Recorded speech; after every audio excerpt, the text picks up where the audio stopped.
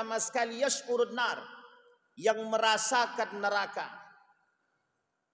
Yang pertama amirun musallatun, pemimpin yang zalim, pemimpin yang brutal, pemimpin yang tidak memperhatikan urusan rakyatnya, tapi justru mementingkan kepentingannya.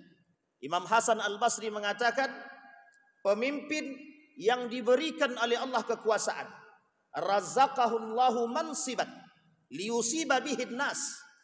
Pemimpin yang diberikan oleh Allah atau dianugerahkan jabatan dan kekuasaan, tapi justru dengan kekuasaan mencari kepentingan di balik kemiskinan yang melanda masyarakat atau rakyat mereka yang dipimpin. Pemimpin yang dianggap munafik. Dalam riwayat yang lain dikatakan, jika seorang pemimpin berusaha memimpin satu bangsa, maka masuk dalam kategori al-jihadu fi sabilillah wa in amana billah, jika mereka beriman kepada Allah.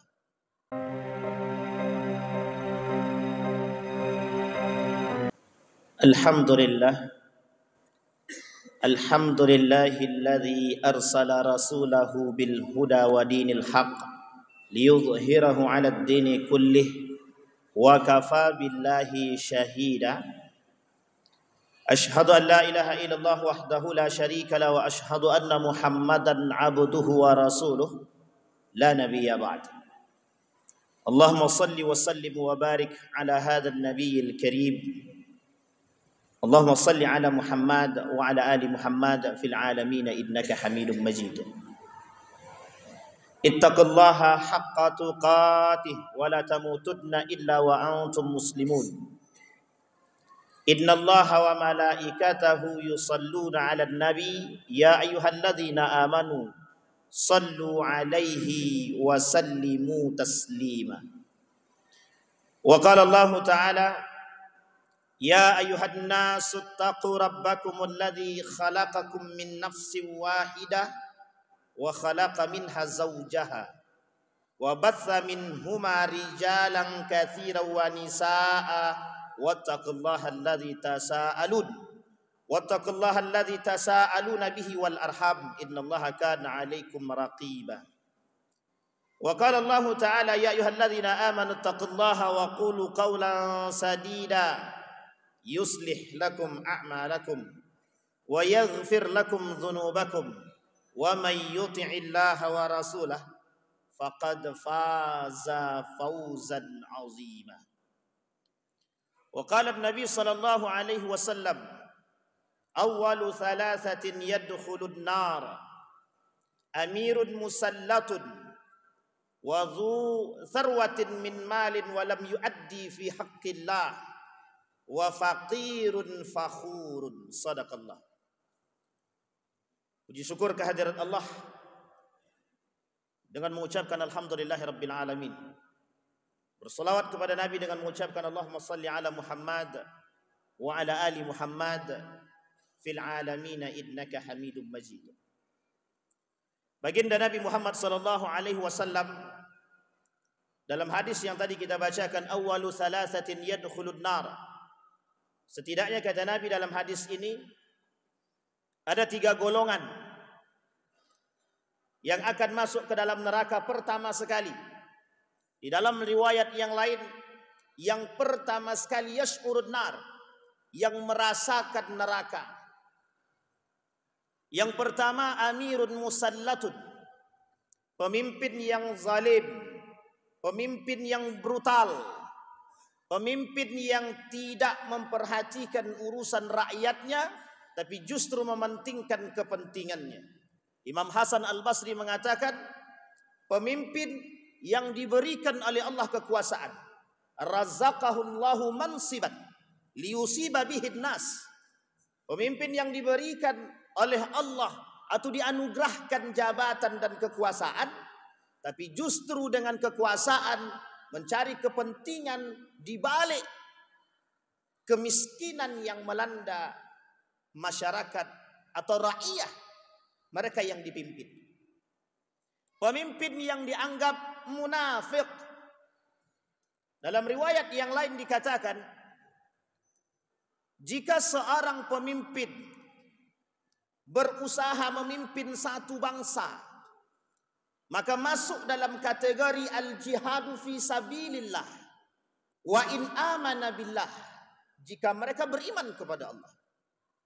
Bagian daripada jihad adalah mengurus urusan rakyat, adalah bagian daripada jihad. Sehingga di dalam riwayat yang lain, wa awwalu thalathatin yash'urul jannah, orang yang pertama sekali yang akan merasakan surga, yaitu amirun aminun, pemimpin yang beriman, pemimpin yang mujahid, pemimpin yang berjihad bagi rakyatnya, pemimpin yang tahu apa yang dirasakan oleh rakyatnya. Ada pemimpin yang merasakan, yang memiliki kekuasaan, menikmati tempat, sementara ada pemimpin yang tidak tahu bahwa ada rakyat yang jauh lebih sengsara daripada sengsara itu sendiri. Maka kategori pemimpin seperti ini masuk dalam kategori munafik, masuk dalam kategori pemimpin yang zalim. Maka kata Nabi, kalau dia beriman kepada Allah, maka pemimpin seperti ini masuk dalam kategori mujahid, yang berjihad, yang bersungguh-sungguh, yang mempertahankan hak-hak rakyat dia. Nah, orang seperti ini yash'ur al-jannah fi awwali marrah, merasakan surga pertama sekali. Tapi ingat, di dalam riwayat yang lain ada perbandingan. Awwalu thalathatin yash'urun nar, dalam riwayat selanjutnya awwalu thalathatin yadkhulul nar, awwalu thalathatin yash'urul jannah, dalam riwayat yang lain awwalu thalathatin yash'urun nar. Hadis ini digandeng. 3 yang merasakan surga dan 3 yang merasakan neraka. Ma'asyiral muslimin rahimakumullah. Potret pemimpin yang zalim atau pemimpin yang beriman adalah rakyat. Jika rakyat beriman, maka otomatis yang dipilih adalah pemimpin yang beriman. Jika rakyat tak beriman, maka yang dipilih adalah pemimpin yang tidak beriman. Maka tak salah ketika seorang ulama mengatakan potret daripada seorang pemimpin adalah makmumnya, rakyatnya. Maka di sini peran seorang pemimpin, menjadikan rakyatnya yang tidak baik menjadi lebih baik, yang tidak mapan menjadi lebih baik. Seperti yang dilakukan oleh Nabi Yusuf, memutarbalikkan dunia, yang kaya menjadi miskin, yang miskin menjadi kaya, karena ada sebab, ada dampak. Apa dampaknya, apa sebabnya yang dilakukan oleh Nabi Yusuf? Nabi Yusuf melihat orang kaya tak punya perhatian kepada yang miskin. Maka ketika Nabi Yusuf menjadi bendahara negara, dimiskinkan oleh Nabi Yusuf orang-orang tertentu yang memang mereka dahulunya semasa kaya, pelit, bakhil, zalim, menindas yang lemah. Maka pemimpin seperti ini, orang-orang yang diberikan kekuasaan, kata Imam Hasan Al-Basri, tapi justru dengan kekuasaan mereka menganiaya dengan tangan mereka atau dengan tangan yang lain. Hari ini kita bisa melihat negara adikuasa bukan lagi turun tangan menghancurkan manusia, tapi justru dengan tangan-tangan yang lain. Maka muncul di tengah umat manusia pemimpin-pemimpin yang zalim, yang bukan dengan tangan mereka menghancurkan orang lain, tapi menggunakan tangan kedua. Kezaliman yang direnovasi dan diinovasi. Maka dalam riwayat yang lain, kata Nabi, dari 6 golongan yang akan masuk ke dalam neraka qabla al-hisab.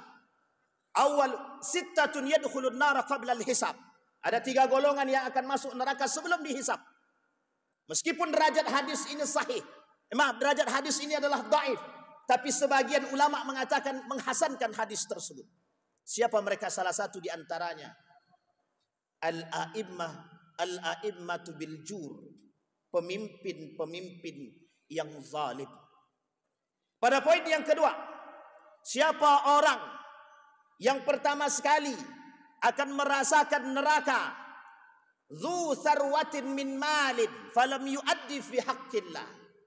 Ada orang yang diberikan harta oleh Allah, tapi mereka tidak melakukan amanah harta yang diberikan, tidak mentasarrufkannya kepada yang lain yang berhak menerima.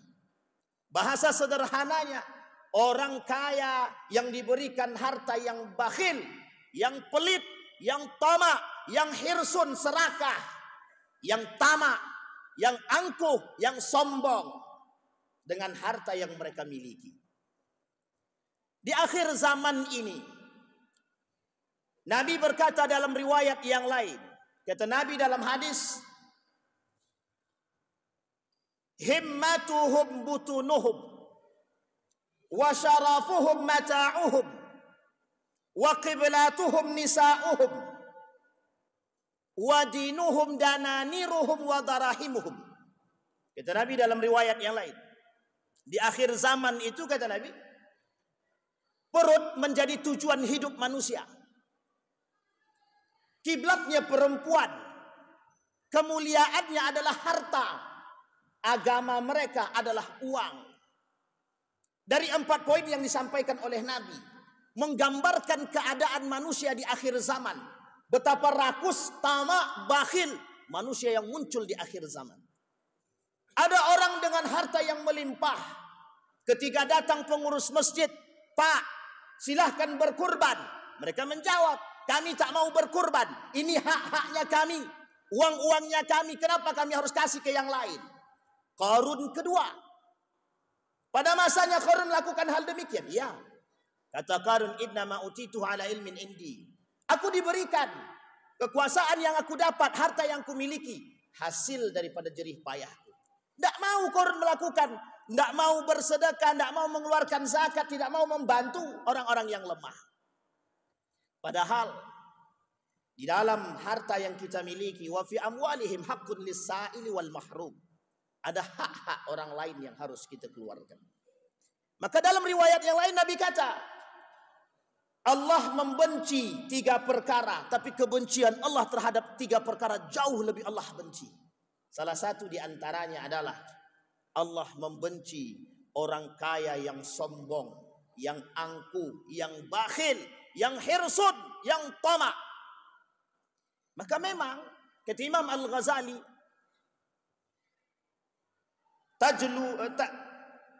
taksur rijala mahabatan wa majalasa.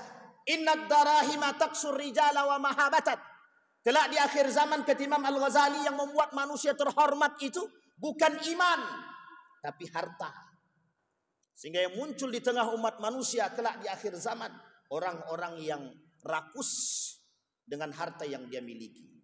Tapi uniknya, penyakit yang tumbuh dalam diri orang-orang yang rakus dan serakah, ahalla harama wa harrama halal. Mereka akan menghalalkan yang haram dan akan mengharamkan yang halal. Apapun caranya akan mereka lakukan untuk memperkaya diri. Apapun caranya akan mereka lakukan untuk memiskinkan orang. Terutama dalam urusan perniagaan. Manusia berlomba-lomba dalam urusan perniagaan. Bukan untuk memakmurkan agama, bukan untuk mensejahterakan manusia, tapi justru mencari tujuan utama daripada perut mereka, kemuliaan mereka, agama mereka. Maka tak salah ketika Nabi berkata, kelak yang menjadi Tuhan di tengah umat manusia adalah harta. Yang ketiga, kata baginda Nabi Muhammad sallallahu alaihi wasallam, faqirun fakhurun. Kata Nabi, di akhir zaman ada orang fakir, fakhur. Ada orang miskin, orang fakir, fukara, tapi sombong, angkuh, tak mau datang kepada Allah. Merasa dengan kefakirannya dan kemampuannya, melepaskan diri daripada kefakiran. Tapi lihat apa yang mereka rasakan. Kefakiran mereka justru menjadikan mereka kufur kepada Allah. Manusia di akhir zaman, kadal faqru an yakuna kufra.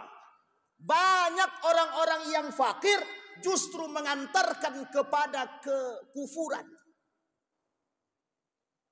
dengan akibat kefakiran banyak mengantarkan manusia kepada perbuatan-perbuatan yang salah. Pada masanya era jahiliyah, kita ambil contoh, banyak orang yang datang kepada perdukunan hanya untuk membuat diri mereka kaya di hadapan manusia. Kenapa? Pada masa jahiliyah kekayaan membuat mereka terhormat. Sampai hari ini tabiat dan karakter seperti ini masih dilakukan. Banyak kita temukan, terkhusus di Riau, di Pekanbaru, ada, mohon maaf, toko-toko yang bermain dengan jin, syaitan, hanya untuk membuat toko mereka laris. Kesyirikan yang nyata, kekufuran yang nyata diakibatkan karena kefakiran mereka, baik fakir ilmi wal mal, menjadikan mereka kufur kepada Allah. Mereka mengaku beriman kepada Allah, tapi mereka melakukan perbuatan-perbuatan yang syirik, justru mengantarkan mereka kepada kekufuran. Na'udzubillah tsumma na'udzubillah. Apa kata Nabi dalam riwayat yang lain? Aghdabu thalathan wa bughdi li thalathin asyad. Aku membenci 3 perkara, tapi kebencianku terhadap 3 perkara yang lain jauh lebih aku benci. Aku membenci orang kaya yang sombong, tapi jauh lebih aku benci orang-orang yang fakir yang sombong. Apa maksudnya orang fakir yang sombong? Mereka fakir, tapi mereka tak pernah datang kepada Allah. Mereka fakir, tapi mereka mengemis kepada manusia. Mereka fakir, fakirul iman, fakirul ilmi, wa fakirul mal. Mereka fakir secara iman, mereka fakir secara ilmu, mereka fakir secara harta. Tapi dengan kefakiran mereka justru membuat mereka bukan semakin cinta kepada Allah, tapi justru membuat mereka semakin jauh daripada Allah.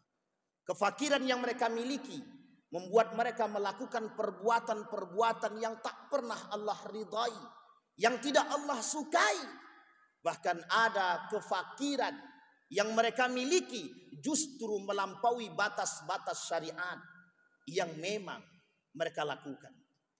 Uniknya hari ini banyak orang yang fakirul iman, termasuk orang kaya yang sombong dan angkuh, mereka adalah fakirul iman dan fakirul ilmi. Kenapa demikian?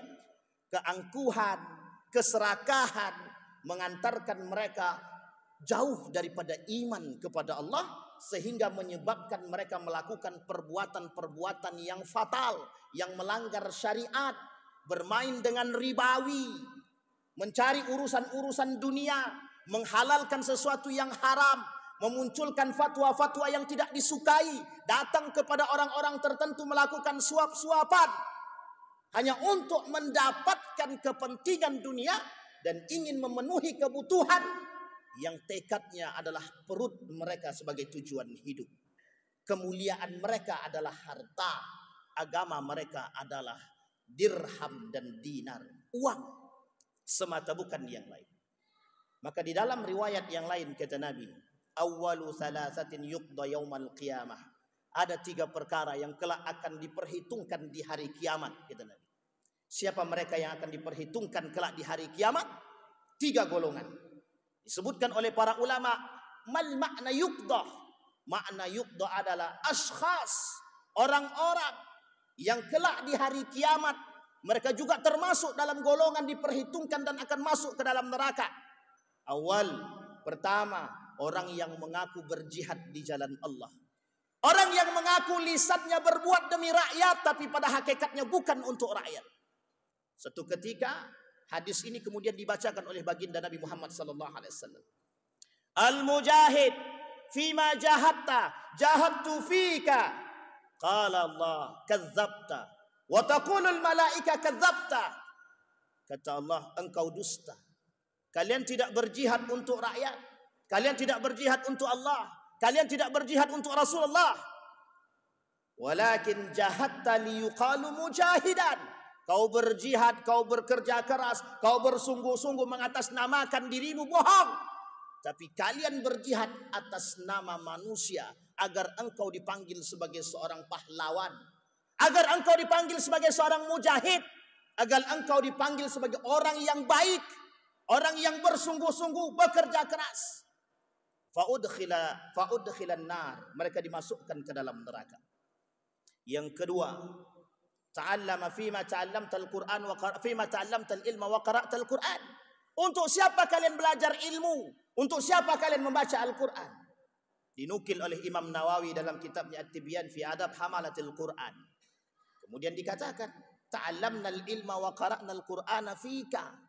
Kami belajar ilmu untukmu, kami membaca Quran untukmu. Kadzabta wa taqulul malaika kadzabta, kemudian malaikat mengatakan engkau dusta. Ta'allamtal ilma liyuqalu aliman wa qara'tal Qur'ana liyuqalu qari'an. Kemudian pada kalimat yang terakhir disampaikan oleh baginda Nabi Muhammad sallallahu alaihi wasallam, fima tasaddaqta, kepada siapa engkau bersedekah. Tasaddaqtu fika, aku bersedekah untuk dirimu. Wa qala Allah Ta'ala kadzabta wa taqulul malaika kadzabta. Engkau dusta, malaikat mengatakan engkau dusta. Tasaddaqta liyuqalu mutasaddiqa, kalian bersedekah agar dipanggil dermawan sakha, agar kalian dipuji oleh manusia. Dalam pada hadis yang kedua ini, 3 golongan juga sama yang akan masuk ke dalam neraka. Para ulama hadis mencoba mengkomparasi, menggabungkan 2 hadis tersebut. Hadis yang pertama dan hadis yang kedua. Pada hadis yang pertama derajatnya hasan, pada hadis yang kedua derajatnya sahih. Artinya apa? Setidaknya dalam hadis ini Nabi memberikan contoh dan ancaman kepada kita. Ada 6 golongan yang kelak yang akan merasakan pertama sekali neraka yang dijanjikan bagi mereka orang-orang yang tidak bersyukur dan tidak beriman. Kemudian dikategorikan dalam kalimat terakhir oleh para ulama dalam hadis tersebut pada hadis yang kedua. Manhum humul munafiqun. Siapa mereka? Mereka adalah orang-orang munafik. Fa'tabiru ya ulil absar la'allakum tuflihun. Alhamdulillah, alhamdulillahilladzi hadana li hadza wa ma kunna linahtadiya laula an hadana Allah.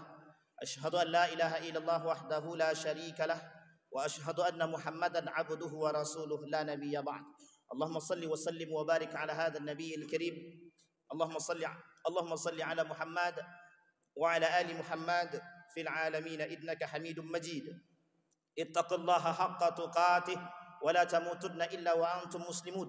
Innallaha wa malaikatahu yusalluna 'alan nabi. Ya ayyuhalladzina amanu sallu 'alaihi wa sallimu taslima. Allahumma ighfir lil muslimina wal muslimat wal mu'minina wal mu'minat bi rahmatika ya dzal jalali wal ikram. Allahumma a'idna ala dzikrika wa syukrika wa husna ibadatik. Allahumma ansur ikhwanana al-mujahidin fi Palestin wa fi Gaza wa fi kulli makan. Allahumma dammiril yahud. Allahumma a'idna ala dzikrika wa syukrika wa husna ibadatik. Allahumma khtimna bi husnil khatimah wa la takhtimna illa bi husnil khatimah. Allahumma ij'alil Qur'anal 'azima rabi'a qulubina wa nura sudurina wa jilaa'a ahdanina wa dhihaba humumina wa ghumumina. Allahumma inna nas'aluka imanan kamilah wa yaqinan sadiqa wa amalan salihan maqbulah wa tijaratan lan tabur. Rabbana atina fid dunya hasanah wa fil akhirati hasanah wa qina adzaban nar. Ibadallah, innallaha ya'muru bil